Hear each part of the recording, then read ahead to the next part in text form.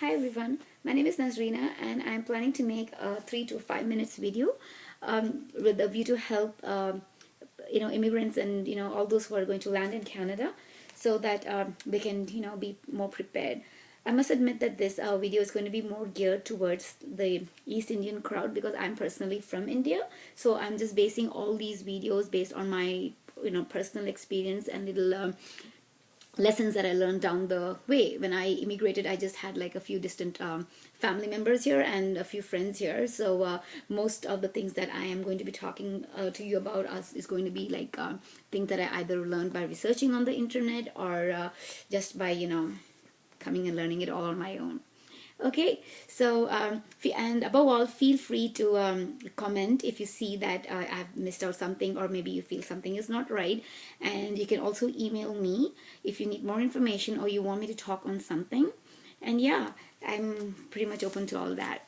Okay, so my first topic that I'm going to be talking about today is when you get your landing paper. That's or rather when you get the call from the consulate, or when your passport is stamped with your Canadian like residency stamp. I'm not sure how it goes these days, because when I came years ago, it was like a stamp on the passport which said that yes, I'm a landed immigrant, so now I can travel to Canada within X number of days, like a time frame, right? So yeah, so the one thing that I did, like when I had applied for my immigration, my port of landing, that is a city that I chose to land, was I chose to land in Vancouver, right? Now that was something more impulsive, or something that I just based like, hey, you know what, Vancouver seems to be in the only province that doesn't have much snowfall, and then coming from Dubai, I thought that was the most pragmatic city to put in mind, but.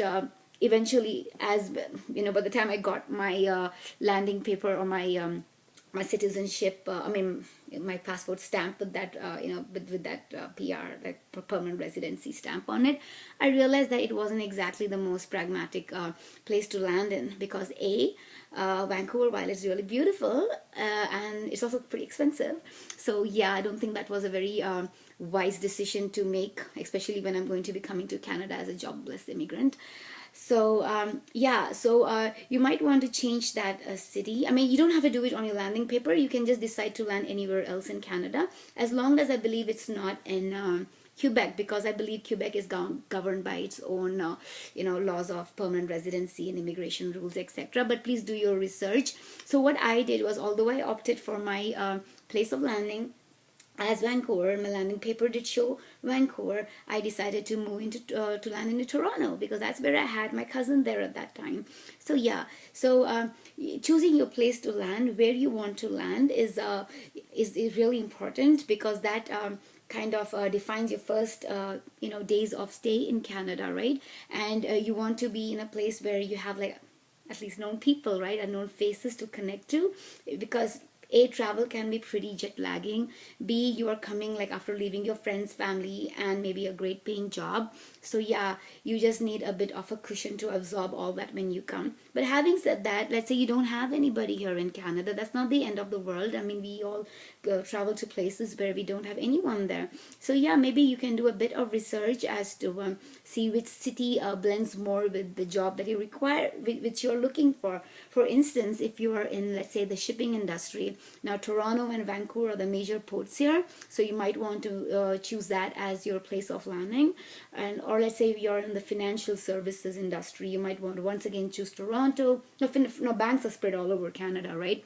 But if you do like a province-wide study, Alberta has the lowest taxes. But having said that, Alberta is in Western Canada, so is that a pragmatic city, or is that like a city that's best going to meet what you are looking for? Lay down your objectives. Say kind of weigh down what you want.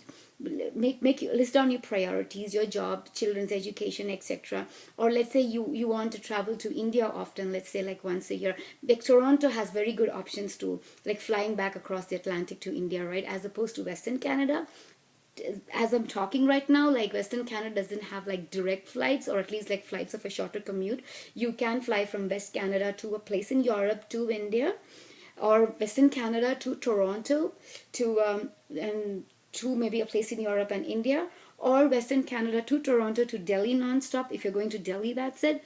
Or Western Canada to Toronto to a place in Middle East where you may want to maybe have a stopover or so, and then to India. So just give these kind of little things a thought, and before you make that choice of the place you want to land. And like I said, it has got nothing to do with the city that you chose to, or, which is ultimately reflected on your landing paper. The place that you want to land can be totally different depending on what you want. It can be depending on maybe where your relatives or friends are, or maybe where you want your daughter or your children to study. And so make that choice wisely. Well, I hope you've enjoyed my first part. The second part, I'll be talking more about things like the landing paper, and then what more you can do when you make your first to you know just to how you spend your first days in Canada. Thanks for watching. Make sure you hit the like button if you like this video, and if you have any suggestions to make sure you post in your comments your suggestions, and you can also email me on the email address provided there. Thanks so much. Bye.